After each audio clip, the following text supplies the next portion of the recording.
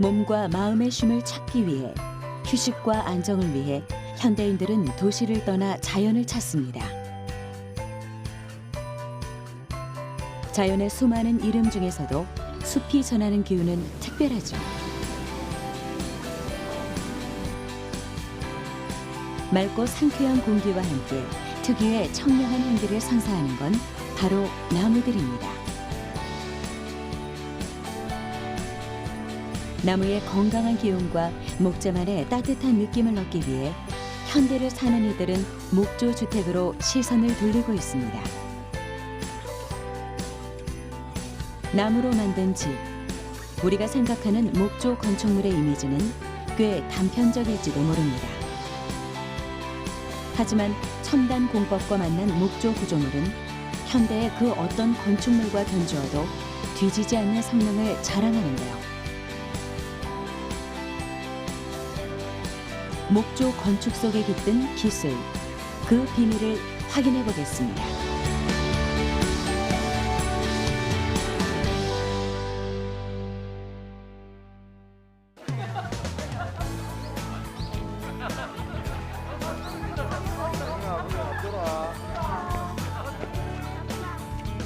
소백산 자락의 유려한 능선을 눈높이에서 바라볼 수 있는 곳. 1300년간 이 자리를 지켜온 부석사입니다.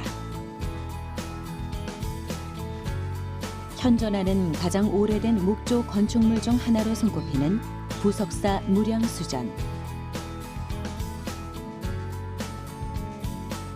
간결하지만 조화롭고 균형이 주는 아름다움이란 무엇인지 바라보는 이에게 고스란히 전하는 건축물인데요. 그 오랜 세월이 지나는 동안에도 당시 장인의 손길이 빛을 잃지 않는 건 목재를 이용해 지은 건축물이기 때문입니다. 영주 부석사는요, 의상대사가 신라 문무왕의 왕명에 의해서 지어진 호구 사찰로서 우리나라 목조 건축물 중에 가장 화려하고 가장 완벽하다는 무량수전을 포함하여 5점의 국보와 6점의 보물을 가지고 있으며 자연 환경을 그대로 잘 활용을 했기 때문에 자연적으로도 아주 아름다운 사찰로 이름나 있는 그런 천년을 넘은 바로 전통적인 사찰이다라고 할 수가 있겠습니다. 고려시대에는 건물의 하중을 기둥으로 지탱하는 전통 건축 양식 중에서도 지붕의 무게를 분산하기 위해 공포라고 하는 짜임새를 사용했는데요. 기둥 위에 짜임새를 만들어 하중을 분산하는 방식을 주심포 양식이라고 합니다. 무량수전의 주심포 양식에선 단아한 건축물을 선호했던 고려시대의 건축 스타일을 엿볼 수 있죠. 과학적으로 볼 때 아주 정교합니다. 지붕의 무게가 목조 건축물은 많이 나가요. 그런데 그 지붕의 무게를 하중을 받쳐주고 있는 게 바로 기둥인 거죠. 그런데 기둥이 똑같이 하중을 받고 있는 게 아니라 아래 위는 조금 받고 가운데 부분이 하중을 많이 받는 겁니다. 그래서 적게 받는, 하중을 적게 받는 아래 위는 가늘게 만들고 하중을 많이 받는 가운데 부분을 굵게 만들었다라고 할 수 있습니다. 그러니까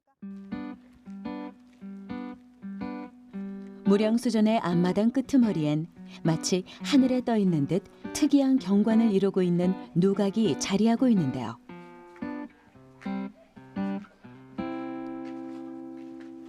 극락세계의 입구를 상징하는 안양루입니다. 경사가 급한 곳에 설계된 건축물이라 누각과 문 두 가지 기능을 하는데요. 안양루는 기둥과 기둥 사이에 공포를 배열해 놓은 다포 양식이 특징적입니다. 주심포 양식에 비해 지붕의 하중을 균등하게 분배하는 구조법으로 부재가 추가되며 팔짝 지붕 형식이 다수를 이루고 있죠. 우리의 전통 목조 건축의 역사는 수천 년을 이어오고 있습니다. 그 오랜 시간 속에서 옛 사람들은 건축 기술의 눈부신 발전을 이뤄왔죠. 문화재로서, 역사적인 유물로서 목조 건축물의 가치와 기술을 엿볼 수는 있지만 현대인의 삶 속에서 목조 주택을 접하기란 그리 쉬운 일이 아닙니다. 그 이유는 무엇일까요? 목재를 이용해 현대적인 집이나 고층 건물을 짓는 일이 우리에게 조금은 어색한 이유를 짚어볼 필요가 있을 것 같습니다.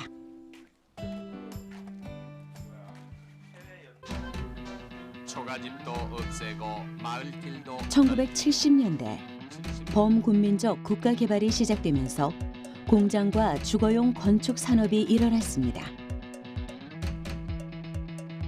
시멘트와 콘크리트의 등장은 보다 빠르게 더욱 경제적으로 건물을 지을 수 있는 시대를 이끌었죠.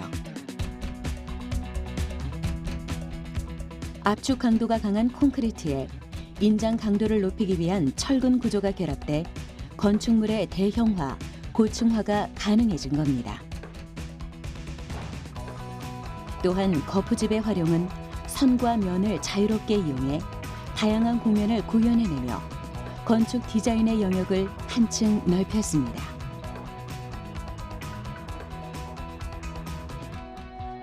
초가집과 단독주택 대신 대규모 아파트가 들어서기 시작했고 이후 목조주택은 전원에서만 볼 수 있는 통나무집처럼 세컨하우스라는 인식이 강해졌죠. 이 50년대, 60년대, 70년대 이렇게 산업화, 베이브붐을 하면서 이 아파트라는 그러한 어떤 형태의 주거를 선택을 해서 그것을 빠른 시간에 대량으로 공급을 해야 됐습니다. 근데 이제 목재라는 것은 이게 한순간에 발생될 수 있는 건축 재료가 아니는 거죠. 우리가 그런 전쟁을 통해서 뭐 산림이 황폐화가 되고, 그러니까 사용할 수 있는 목재 이 자원이 그 당시에는 많지가 않았죠. 근데 반면에 이제 콘크리트라는 것은 아무래도 마음껏 이렇게 그 표현할 수 있는 어떠한 그 재료이고, 그리고 이 아파트와 같이 이러한 형태로 어떻게 보면 동일한 형태로 단시간 내에 대량에 공급하기에는 아주 적합한 건축 재료였거든요. 그래서 그렇게 재료가 그것을 사용해서 이게 10년, 20년, 30년 쌓이다 보니 우리가 이제 목재를 사용했던 그런 전통 건축에 대한 그러한 어떠한 그 기억은 이제 많이 무뎌지게 된 거죠. 2000년에 들어서면서 신한옥이 등장했습니다. 외형은 전통 한옥이지만 내부는 현대적인 구조로 설계된 현대 목조 건축 기술이 접목된 것입니다. 이때부터 전문가들은 친환경 건축에 주목하기 시작했습니다. 시멘트와 콘크리트 그리고 본드류가 건강에 해로운 물질을 배출한다는 것이 밝혀지면서 보다 건강한 건축 소재에 사람들이 관심을 갖게 된 것이죠. 그뿐만 아니라 목재의 활용은 대기 오염을 줄이는 데 한몫을 톡톡히 합니다. 탄소 저장 장치로서 나무만한 소재가 없는데요. 살아있는 소나무가 1년 6개월간 흡수한 탄소량은 약 8.3kg. 목조 주택 한 채를 짓는 데 저장할 수 있는 탄소량은 약 9톤에 달합니다. 건축 시 방출되는 탄소량 또한 철근 콘크리트 주택과 비교해 4분의 1 수준밖에 되지 않죠. 아무래도 이제 철근 콘크리트나 이 철은 그 자체가 만들어지는데 그 재료가 생성이 되는데 많은 탄소를 발생을 하게 됩니다. 아무래도 이제 고온에서 이 광물질을 소성이나 뭐 이러한 그 녹임을 통해 가지고 얻어지게 되는데 목재는 상대적으로 그렇지는 않죠. 그리고 또한 목재는 그 자체가 그 탄소를 또한 가지고 있기 때문에 탄소 저장의 이제 효과도 갖고 있어서 우리가 탄소 발생으로 접근하게 됐을 경우에는 뭐 기후변화 대응함에 있어서 목재 재료를 많이 사용하면 사용할수록 그거에 이제 장점이 있는 거는 분명하고요. 그 다음에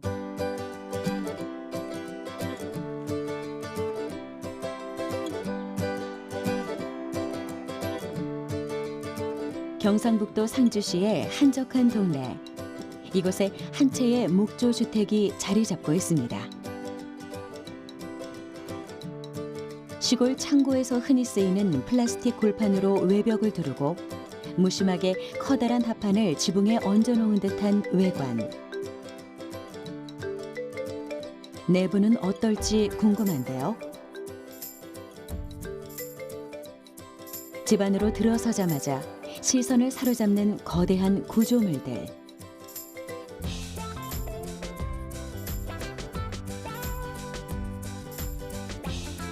평범하지 않은 이 가정집의 이름은 새그루 집입니다. 저는 건축은 상상력이 굉장히 중요하다고 생각을 하는 사람이에요. 그래서 만약에 예전에 저희가 100년 전까지만 해도 어떤 한옥이라든지 목조 건축이 굉장히 많았잖아요.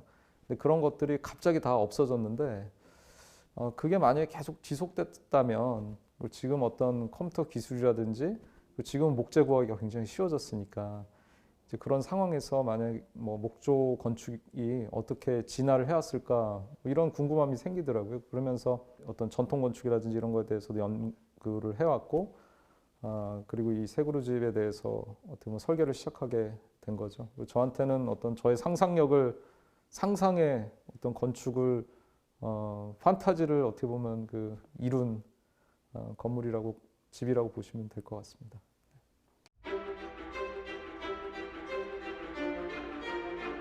기둥과 보를 이용해 건물의 하중을 견디는 전통 골조 기술을 현대적으로 해석한 집. 마치 벌집의 구조처럼 같은 구조가 반복돼 천장을 가득 메우고 있는 나무 구조물들은 기능을 위한 것인지 디자인을 위한 것인지 가늠하기가 어려운데요. 중요한 건 이 화려한 구조체가 건물의 무게를 골고루 분산한다는 겁니다.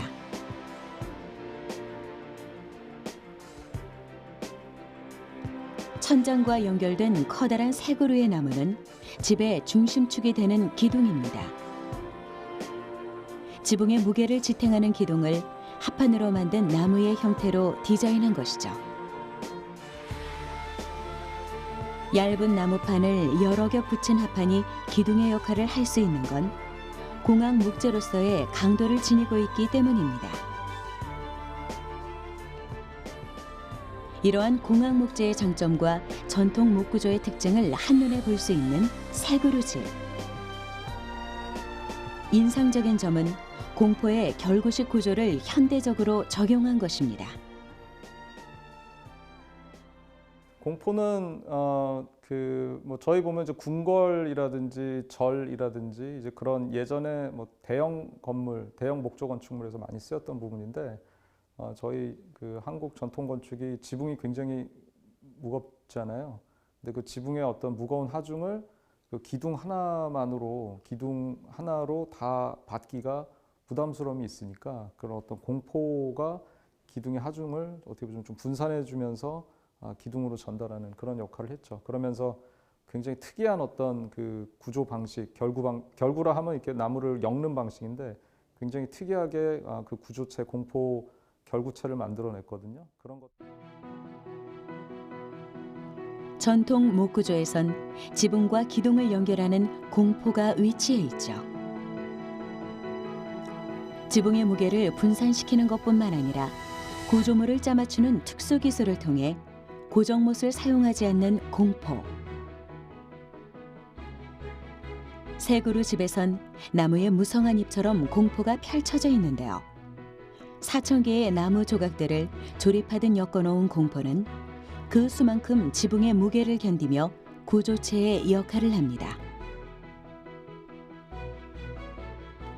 전통 방식으로는 장인의 손길로 하나하나 깎아 다듬었겠지만 현대적으로 재해석된 공포는 컴퓨터의 알고리즘이 목수의 역할을 대신했죠.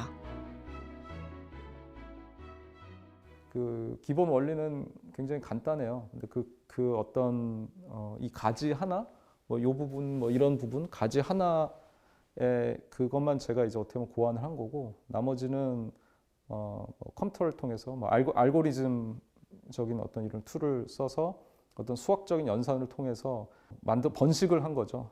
제가 입력한 어떤 한 부분 가지만 기본 어떤 원리만 주어지면 컴퓨터가 그걸 번식을 시키는 거죠. 그래서 뭐 그렇게 생각만큼 복잡하진 않고 사실 많은 부분을 컴퓨터가 해낸 것이고 다만 저의 역할은 이게 그 미 건축의 어떤 미적인 그런 것들이 굉장히 중요하기 때문에 그 미의 판단은 컴퓨터는 못하기 때문에 또 제가 판단해서 뭐 이런 형태가 좋겠다 뭐 이런 것들은 제가 판단을 한 것이고 결국 저랑 컴퓨터랑 같이 협동 작업을 했다고 보시면 될 것 같습니다.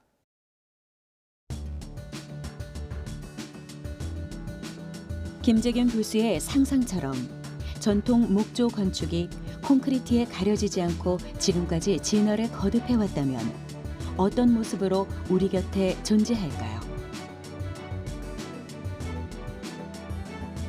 현대의 건축 기술과 목조 건축물의 가치가 융합된다면 우리의 전통 건축 기술을 지금의 감각으로 되살려낼 수도 있을 텐데요. 이러한 즐거운 상상 또한 목조 건축의 가능성에 주목해야 하는 이유일지도 모릅니다.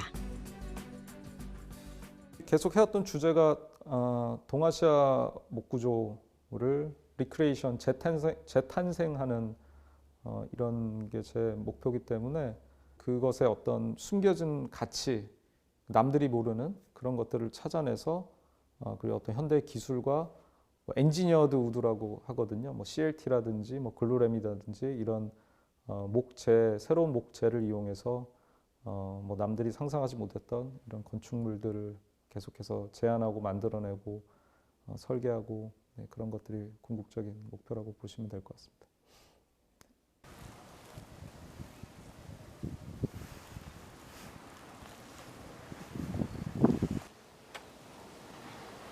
또 다른 목조 주택.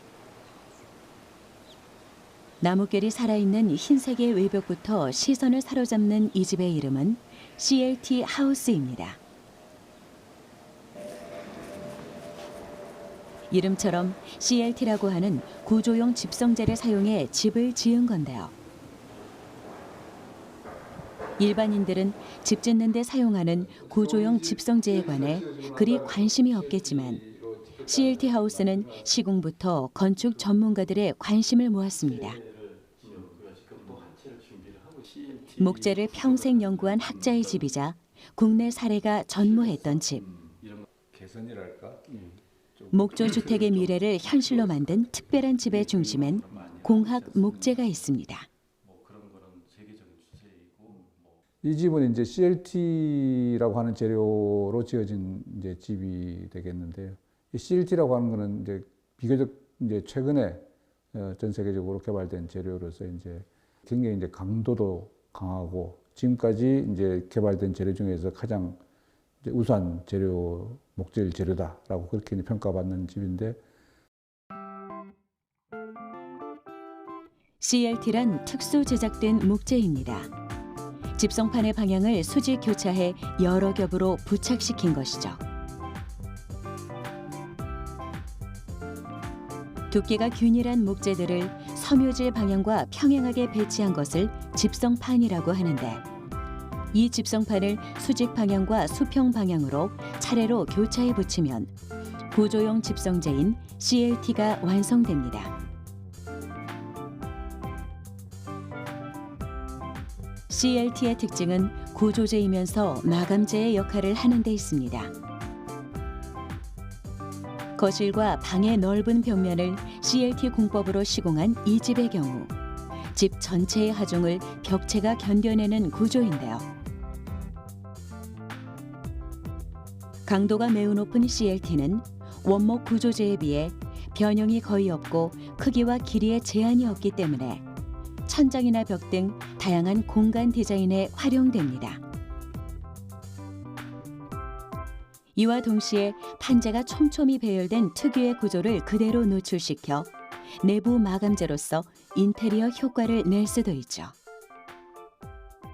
CLT라고 하는 것이 가지는 장점이 굉장히 많이 있어요. 이제 그 중에서도 이렇게 큰 패널, 두꺼운 큰 패널이면서도 목재가 가지고 있는 단점 중에 하나인 여러 가지 변형이나 할렬이나 수축이나 팽창이나 이런 것들이 거의 없는 재료이기 때문에 이걸 가지고 이제 집을 지었을 경우에는 목재가 가지고 있는 단점들이 이제 거의 다 없어지는 장점이 있고, 그다음 또 하나는 뭐냐면 이렇게 목재로 이렇게 두껍게 구조를 세우기 때문에 강도가 굉장히 좋아요. 특히 지진이나 내진에 대한 강도는 굉장히 좋다고 볼 수 있죠.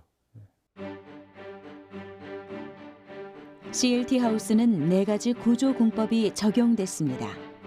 땅과 접하는 지하는 철근 콘크리트 공법을 사용했고, 지상 부분은 CLT 구조와 중목 구조 공법, 그리고 경골목 구조 공법이 혼합 적용됐죠.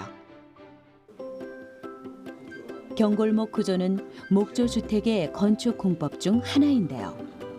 경량의 각재와 집성판을 구조재로 삼고 벽이 수직과 수평 하중을 지탱하는 골조입니다.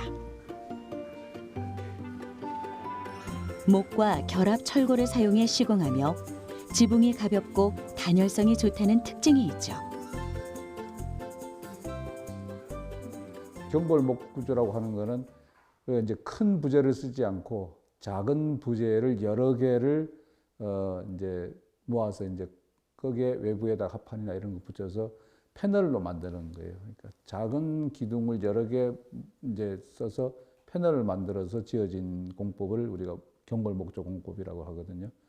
지붕 같은 경우에는 이제 경골목조 공법과 그다음에 이제 우리 한옥의 기둥보 공법, 이게 보이는 게 이제 보라고 생각하시면 돼요, 일종의. 보 위에 이제 경골목조 공법이 또 올라가 있는데, 그래서 이제 이 지붕은 기둥보 공법과 경골목조 공법이 혼합된 그런 공법으로 지금 만들어졌다라고 보시면 될 것 같아요. 사람들에게 아직 인식이 부족한 목조 건축을 발전시켜 나가기 위해 새로운 소재와 구조를 가지고 자신의 집을 지어 선보인 이도 있습니다. 우리는 기존의 집성재를 기술적으로 보완한 CLT의 특징을 통해 목재가 지닌 단점을 보완할 수 있다는 점도 알게 됐죠. 한 채의 집이 완성되기까지 그 과정을 전부 알 필요는 없지만 목조 주택에 대한 올바른 이해가 있다면 주거 공간을 바라보는 시야가 조금은 더 넓어질지도 모릅니다. 인식의 전환이 필요하다고 봅니다. 아직 목조 건축에 대해서는 겉에서 보기 위한 직관적인 느낌들만 있지 정확한 정보가 아직 제공되지 않고 있다고 봅니다. 그래서 그런 정확한 목조에 대한 이해가 있다면은 목조집이 비싼 거는 아니고요. 오히려 비슷하거나 저렴할 수 있습니다. 그래서 아직도 그 목조의 그 짓는 과정이라든가 아니면은 유지 관리에 대한 정보가 아직 부족하기 때문에 어렵게 생각을 하시는데, 사실은 조금만 알기 시작하면은 훨씬 유지 관리하기 쉽고 짓는 것 장벽도 쉽게 극복할 수 있을 거라고 생각합니다. 세계 곳곳에선 목재를 재료로 한 건축물을 어렵지 않게 찾아볼 수 있습니다. 친환경 건축을 향한 관심, 그리고 목재의 단점을 보완한 첨단공학 목재의 등장은 더욱 높고 다양한 형태의 목조 건축 시대를 불러왔죠.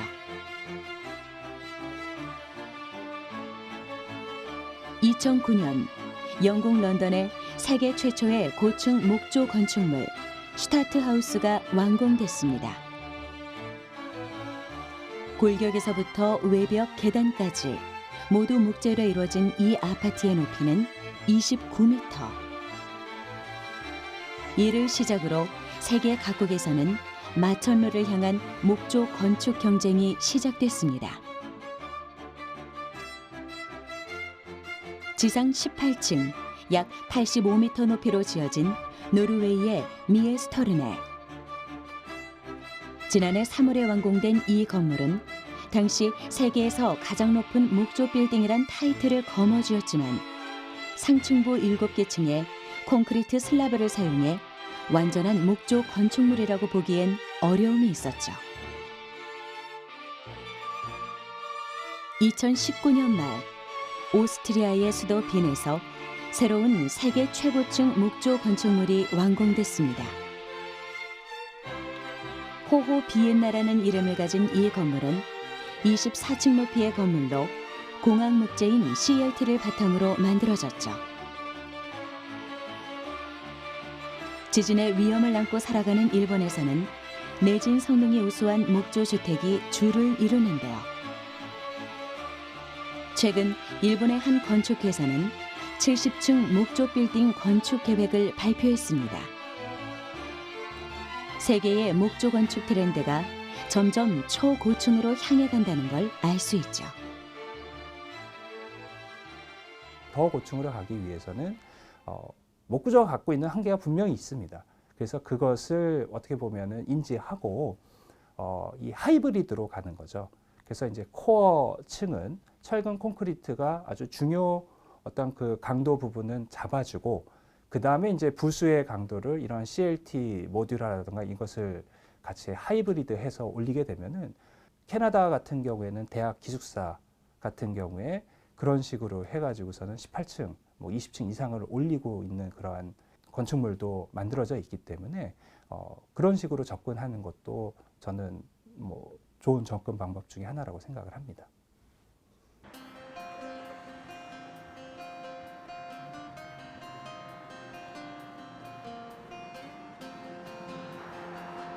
경북 영주시에 자리한 목조 건축물.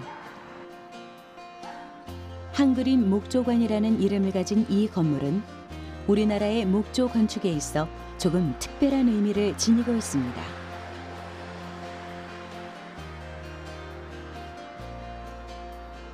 국립산림과학원에서는 고층 건물의 소재로서 목재가 가진 힘을 보여주기 위해 프로젝트를 진행했습니다.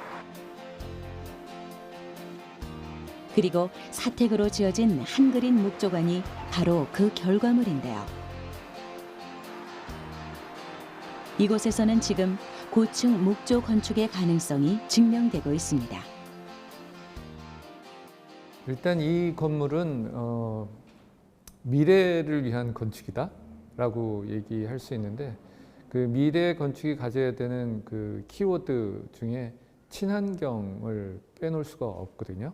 한그림 목조관이라는 그 이름에서도 알 수 있듯이 이 건물은 나무로 집을 지은 건물입니다.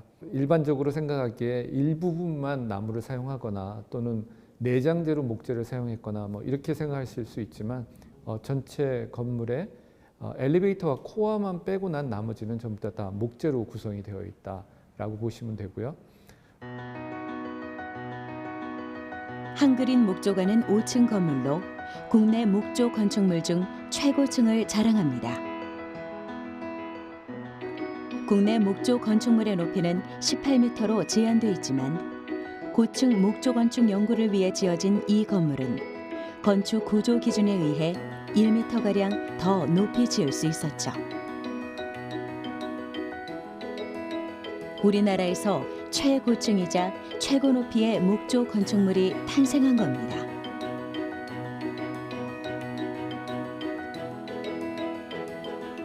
그동안 국립산림과학원은 국산 목재의 활용을 위해 목구조 시공 기술과 목조 건축의 핵심 요소에 대한 연구를 진행해 왔습니다.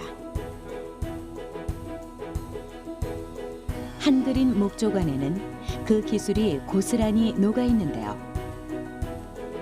우리가 주목해야 할 것은 기둥과 보를 연결한 중목 구조로 건물의 골조를 쌓아 올리고 벽과 바닥엔 공학 목재인 CLT를 적용했다는 겁니다. 고층 목조 건축에 사용할 수 있도록 국산 목재인 낙엽송을 사용해 개발한 것이죠.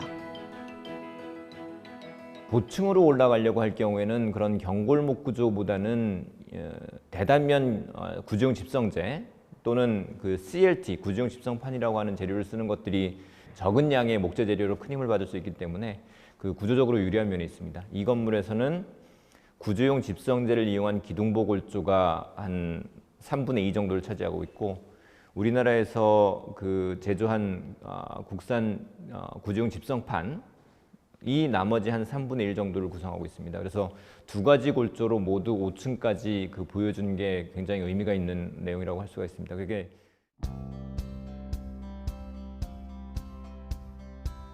한그린 목조관이 목조 건축물로서 의미가 있는 건 5층으로 설계했다는 데 있습니다. 현재 건축법상 5층 이상의 건물은 내화 성능 2시간을 만족해야 합니다. 내화 성능이란 건축 재료나 부재가 화재에 대응했을 때 갖는 안전성 및 내구성을 말하는데요. 5층으로 설계된 이 건물은 화재가 발생한다 하더라도 최소 2시간 동안 무너지지 않고 견디며 사람들의 안전한 대피를 돕는다는 뜻입니다. 건물을 이루는 골조와 벽체 등이 내화성을 가지도록 개발했기에 가능한 일이죠. 2017년까지 우리가 갖고 있었던 가장 높은 목조 건축은 4층 건축이었습니다. 4층까지는 이제 1시간 내화 성능, 즉 1시간 동안 불이 났을 때 그 안에 있는 사람이 대피할 수 있는 시간을 확보할 수 있는 성능을 건축물이 가지고 있어야 되는데 그 성능을 만족시킬 것까지는 이제 저희가 입증을 하고 실제로 시공을 했었고요. 그런데 이제 이 5층 목조 건축이 완성되고 난 다음에 첫 번째로 나가는 것이 2시간 내화 성능에 대한 이야기를 합니다. 철보다 사실은 목재가 더 불에 노출됐을 때 강합니다. 철은 열전도도 빠르지만 온도가 높아지면 강도를 잃는 속도가 목재보다 훨씬 빠르거든요. 목재는 타지 않은 부분이 그대로 강도를 유지하고 있어서요. 근데 이런 부분을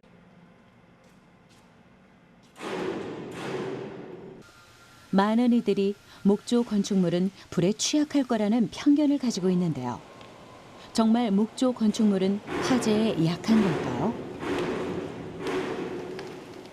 연구진은 약 15cm 두께의 CLT를 2시간 동안 화재에 노출시킨 후 그 변화를 살펴보는 내화 성능 테스트를 진행했습니다. 나무의 탄화된 부분은 열 전도성이 낮아 빨리 타지 않는 특징이 있는데요. 연소된 나무를 살펴보면 일부분 탄화됐을 뿐 전소되지 않은 것을 확인할 수 있습니다. 즉, 목조 건축에 대한 편견은 단순히 나무가 불에 타는 성질을 가졌기 때문에 생긴 오해라는 것을 알 수 있죠. 내화 성능이라고 하는 것은 그 재료가 불에 타느냐 안 타느냐가 아니라 불이 붙었을 때 얼마나 오랫동안 하중을 지지할 수 있느냐의 능력입니다. 그래서 뭐 그 2시간 동안 불에 노출됐을 때 건물이 무너지지 않고 버틸 수 있는 그 목재의 특징은 고온에 노출됐을 때 뭐 한 1000도 가까이 되는 온도에 노출됐을 때 바깥쪽에서는 이제 목재가 탄화되면서 타기 시작하면서 이렇게 수치로 바뀌는 부분이 있는데 열전도율이 낮기 때문에 목재 안쪽 중심 부분은 타지 않고 그대로 유지되는 보통 조건과 똑같은 목재가 안쪽에 남아있는 그런 특성을 갖고 있죠. 이 특성 때문에 타지 않고 있는 남아있는 부분이 하중을 지지합니다. 그게 이제 그 내화 성능의 목재가 유리한 조건 중에 하나인데요. 목조 건축은 사람이 머무는 공간을 짓는 것이니만큼 내화성 외에도 많은 조건이 충족되어야 합니다. 이에 연구진은 실내 환경 검증을 통해 목조 건축물이 사람이 살기 좋은 환경을 가졌는지 테스트하는데요. 목조 건축물이 공동주택으로 나아가기 위한 조건을 충족하는지 또 보완할 점은 무엇인지 확인할 수 있죠. 공동주택으로 가면서 필요한 구조 성능이라든지 주거 성능이라든지 여러 가지 성능들이 있는데 구조 성능에 대해서는 계속 시간이 지나면서 혹시나 처지거나 형상이 변하거나 이런 것들을 모니터링하기 위해서 계속 준비를 하고 있고요. 주거 성능에 대해서는 저희가 목조 아파트를 지금 목표로 하고 있기 때문에 흔히 아파트에 사시는 분들이 기대하는 어떤 주거 성능, 난방 에너지라든지 아니면 층간 소음에 대한 문제라든지 그런 것들에 대해서 이 목구조도 과연 그 정도의 성능을 발휘할 수 있는지 계속 측정을 하고 있습니다.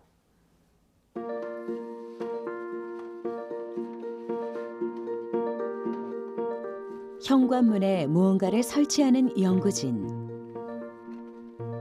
이내 문을 빈틈없이 밀폐시키는데요. 건물 내의 압력을 높여 기밀 성능을 시험하려는 겁니다. 기밀 성능 테스트란 건물의 안과 밖의 압력 차로 인해 건물 틈새로 빠져나가는 공기량을 측정함으로써 시공의 정밀성, 단열 성능 등을 평가하는 건데요. 고무장갑의 구멍난 부분을 찾기 위해 바람을 불어넣은 후 공기가 새어나가는 곳을 찾는 것과 유사하죠. 일반적으로 목조주택은 나무를 붙여나가는 방식으로 짓기 때문에 기밀성 확보에 어려움이 있는데요. 기밀성 테스트를 통해 그 수치를 정량화하고 개선 방법을 연구해 최근 목조 건축물은 콘크리트 집과의 기밀성 간격을 좁혀가고 있습니다.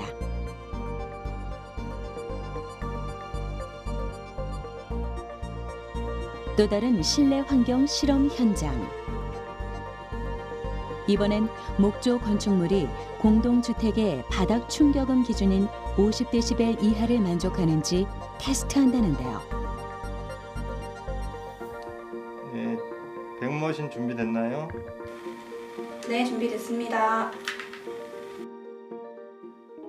실험을 위해 위층과 아래층으로 나누어 자리한 연구진. 서로 신호를 주고받은 뒤 타이어가 장착된 기계를 작동시킵니다. 위층에서 타이어로 바닥을 내리치면 아래층에 있는 마이크를 통해 소음이 수음되고 곧 그래프로 나타나는데요. CLT를 적용해 집을 지은 이곳에서는 바닥 충격음 기준인 50데시벨에 근접한 수치를 보였습니다. 목조 건축을 공동주택에 적용할 수 있다는 가능성을 확인한 것이죠. 보통 아파트에서 많이 문제가 되고 있는 게 중량 충격음, 발걸음 소리 때문에 많이 문제가 되고 있고요. 목 구조가 목재이기 때문에 가벼우면서 좀 단단합니다. 근데 이러한 목재의 성질은 흡음에는 굉장히 유리합니다. 반대로 충격에 대해서는 굉장히 취약합니다. 이게 너무 가볍기 때문에 이 에너지를 흡수를 못하고 다 전달을 해버리거든요. 그래서 이번에 CLT 바닥으로 좀 무게를 좀 늘리고 좀 단단하게 가져가면서 그런 성능은 많이 개선됐지만 조금만 더 맞추면 가능할까라고 좀 기대를 하고 있고요. 그런 조금 더 개발하는 거에 대해서는 저희가 별도로 표준 차음 실험동을 목 구조로 좀 지어가지고 그 성능을 좀 더 개선하는 방법들을 고민을 하고 있습니다. 목조 건축 기술 그리고 소재 기술이 발전함에 따라 목조 건축의 활용 가능성은 점점 넓어지고 있습니다. 그리고 우리는 이곳에서 고층 목조 건축물의 가능성을 확인했는데요. 앞으로 연구 개발을 통해 목조 건축의 표준을 넓혀간다면 가까운 미래엔 더 높고 안전한 목조 건축물과 마주할 수 있을 겁니다.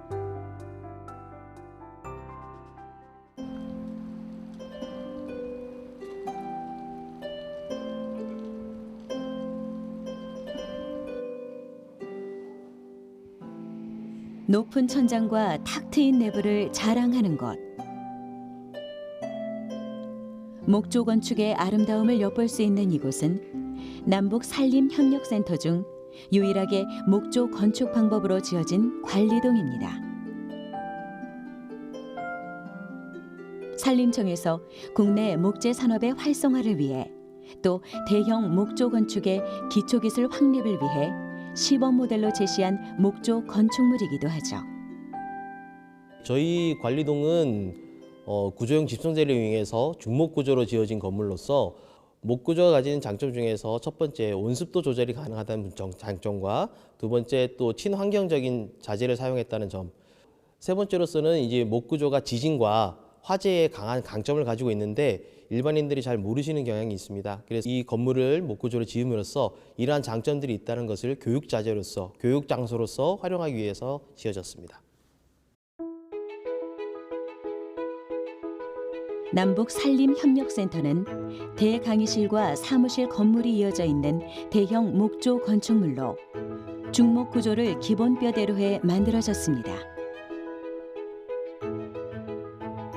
국내산 낙엽송을 활용한 구조용 집성재를 적용해 의미를 더했죠. 벽체는 작고 가벼운 목재를 촘촘히 세워놓은 경량목 구조를 적용했습니다. 그리고 나무 일부분을 노출시킴으로써 미적 가치를 더했는데요.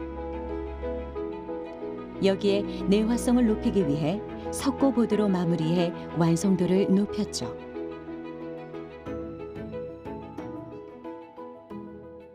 설계를 목구조를 진행할 때는 이제 타구조에 비해서 저희가 정리되어 있는 자료나 아니면 상세적으로 기본적인 그런 기준 같은 것들이 정리되어 있는 걸 찾기가 너무 어렵습니다.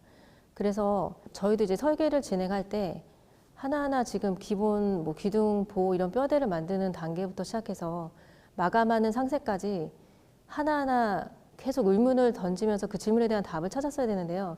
그 질문에 대한 답을 찾기가 너무 어렵습니다. 그래서 이제 기존에 설계를 하셨던 아니면 시공하셨던 목구조를 하셨던 분들에게 자문을 얻었고 그분들에게 제 자료를 좀 받아서 저희가 이제 하나하나 이제 그거에 대한 해답을 찾았던 과정을 거쳤고요. 지상 2층, 연면적 836제곱미터에 이르는 대형 목조 건축물을 짓는 일은 결코 쉬운 일이 아닙니다. 하지만 목조 건축물의 경우 자재를 모듈화시켜 시공 기간을 단축시킬 수 있는 장점이 있는데요. 관리동은 설계 시작 후 약 10개월 만에 지금의 모습을 갖추게 됐죠. 널따란 통유리가 인상적인 이곳은 관리동에 위치한 대강의실인데요. 안으로 발을 들이면 대형 목조 건축물만의 아름다움을 느낄 수 있습니다. 높다란 천장의 넓은 공간, 거기에 목조 건축물만의 따스함이 어우러져 있는데요. 구조용 집성재를 활용해 이렇게 넓고 높은 공간을 창출해낼 수 있었죠. 대강의실 같은 경우는 뭐 디자인적으로 먼저 말씀드리면 저희는 이 구조 자체가 이 건물은 목구조로 지었다라는 걸 직접적으로 드러내고 싶었습니다. 이제 외부에서 봤을 때는 이 안에 있는 내부 목구조가 켜켜이 중첩되어 있는 느낌, 목구조가 보일 수 있도록 그렇게 디자인이 되어 있고요. 목구조가 주는 미려함, 목재가 주는 미려함이나 아니면 이제 그런 따뜻한 자연 친화적인 감성 같은 거를 많이 느낄 수가 있었고요. 그다음에 국내에서 이런 대규모 공간이 관공서에서 지어진 경우가 별로 없었기 때문에 이제 많이 뿌듯해하고 있습니다. 네. 대강의실은 많은 인원을 대상으로 한 교육 장소로 활용할 예정인데요. 목재는 소리를 반사하는 성질이 있어 이곳처럼 큰 공간에서는 목소리가 울리기 때문에 이를 보완할 필요가 있습니다. 소리를 조정하기 위해 벽면에 흡음판을 설치하기도 했는데요. 대형 목조 건축물에 필요한 기술이 하나둘 축적되어가는 과정이라고 할 수 있죠. 이로써 우리는 대형 목조 건축의 긍정적인 미래를 바라볼 수 있게 되었습니다.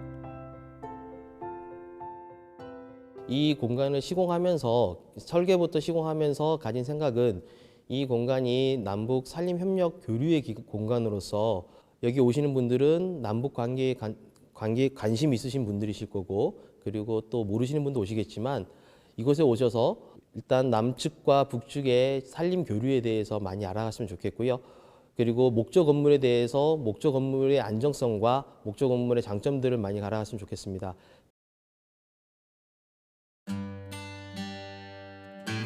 과거부터 오늘날까지 이어져 온 목조 건축. 한동안 자취를 감추는 듯 했지만 다시 한번 목조 건축에 바람이 불고 있습니다.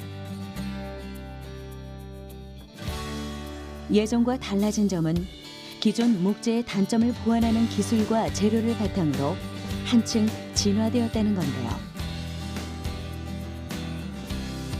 지금도 목조 건축은 우리에게 도움을 줄 수 있는 발전된 기술을 향해 나아가고 있습니다. 목조 주택의 경우 우선 뭐냐면은 인간의 기준은 감성적인 면에 있어가지고 부드럽고 따뜻한 그런 느낌을 주게 된다는 게 첫 번째 장점인 것 같고요. 특히 기후 변화에 대응해서는 목재만큼 또한 이 장점을 가진 건축 재료가 없기 때문에 그런 것들과 함께 맞물려서 가게 되면 목조 건축은 충분히 그 미래가 있을 거라고 생각이 됩니다.